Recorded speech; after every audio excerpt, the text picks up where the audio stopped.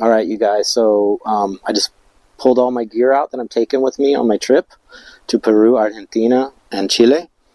And I'm going to show you guys what I'm taking. I tend to try and go as light as I can, but this is kind of an interesting trip because I'm going for 2 months, but I'm also doing backpacking. So I need everything that you would need to backpack. So it's kind of like normally when I backpack, I take one pair of pants. Obviously, you can't do that for 2-3 months. You can't wear the same clothes that long.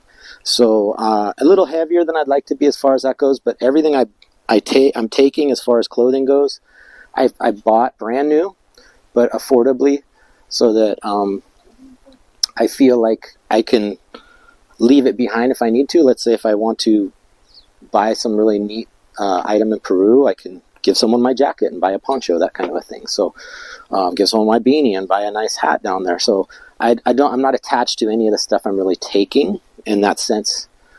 So let's go through what I got here real quick so you guys can see my trip plan. Carrying a Flash 55 REI backpack that I've had for a long time. It's pretty lightweight, but I like it's not super collapsible. Sometimes in the lightweight packs, the comfort level is not quite there. I bought a really $30 down coat that's going to go with my layering system. It's lightweight. Like I said, I don't mind leaving it if I need to. Right here I have my sleeping pad, just a blow-up pad. I got extra patches for that just in case. I have a big Agnes single-person tent right here. I forget what they call that one. It's decent. It's lightweight. These are all my clothes that I'm taking. Oh, the bulk of them. I got another little bag with some more clothes. But I have about 6 pairs of socks, 6 underwear, 4 or 5 shirts, and some fleece underlining clothing in there, as well as a beanie and a face mask and some gloves because I'm going up into the Andes for cold. So that's one of my heaviest items. In here I have a very lightweight sleeping bag, 15-degree sleeping bag. Right here is a pair of rain pants. This is my cook kit. So this is literally my bowl cup. Same goes here. I've got a stove, which I'll get the fuel down there as a jet boil. I got that one. I have a whole quiver of stoves, but I just bought this one because they say it does decent at altitude. Sometimes that's a problem with stoves. You get up into altitude and they don't want to boil the water for you. So this is some Strike Anywhere matches I got. I just thought, why not throw them in there? Whatever. Just in case everything goes sideways. Some gloves for emergency stuff. Right here is just the basics, shaving stuff. A lot of times I'm going to be staying at a hotel and then doing a 5-day trip out there. I might leave half of this gear behind. But I have to carry, like I said, everything for the duration. I will be doing a lot of day hikes as well. Sunblock, here's some electrical, rechargeable stuff, extra batteries for the GoPro, passport, a little map. I hope to get a better one once I get down there. Raincoat, ankle brace in case something happens with the ankle. I have over here some more pants and a couple more thermals. I think I have 3 pairs of pants total. Thermals. This is my water filter. It does viruses as well as regular giardias and things. This is a water bottle I'm going to carry to have my water bottles. This is an extra day pack. Folds down into almost nothing. A little jiu-jitsu pack I have. My gi came in. So that's just for day hikes where, maybe I'm staying at a hotel or I camp and got my camp set up and I don't want to carry all that for 10 miles and run up somewhere and take care of that.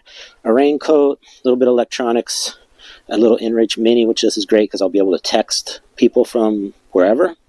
And since cell phones don't really work down there, it's good. Passport, obviously, ticket, entrance to Machu Picchu, a map. And then this I'll be carrying. This is my everyday thing. I got things like glasses, wallets, phones. That's going to be on me at all times. And then this I'm still debating taking, but it's a chest harness. It's nice for day hikes because you can access like your binoculars, put your phone in there, your inReach, and it's just right there at your chest. So I think I'll probably take that. It doesn't weigh too much. But yeah, this is the bulk of the gear that I'm taking. This is it. What I'm wearing is part of my outfit of gear that I'm wearing. And yeah, at this point we're good to go. So just keep in touch, and I'm going to do a quick short video on me packing up. Hopefully you guys get intrigued how all this stuff is going to fit in my 55-liter pack here. All right.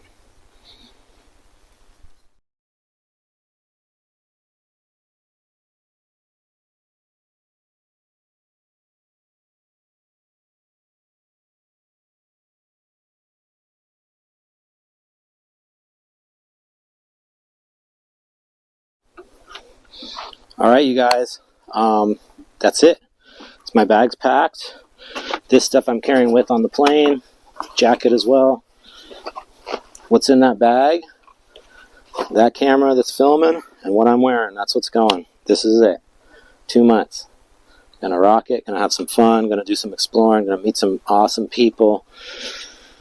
And let's go adventure around. You know, I guide people for a living, and that's great. I get to get outside, but it's not the same when you're not responsible for other people.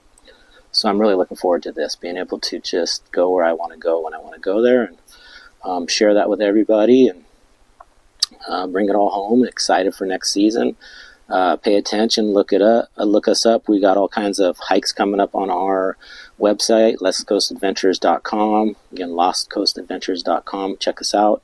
If you're looking to hike the Lost Coast and couldn't get a permit, we do guided trips out there. We got all kinds of flexible options for people, and we do the best job out here. We are the locals, so check us out again.